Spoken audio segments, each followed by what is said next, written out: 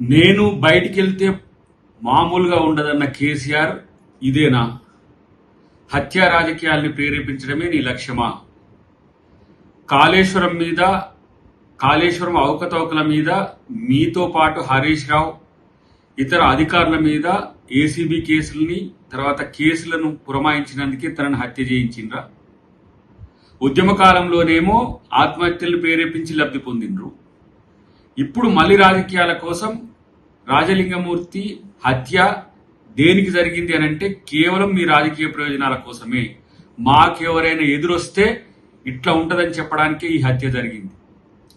కేసీఆర్ని, హరీష్ రావుని, ఇతర అవినీతి అధికారులను ఈరోజు తను ఎదిరించినందుకే ఆ మాజీ కౌన్సిలర్ సరళ భర్త ఈరోజు హత్యకు గురైంది.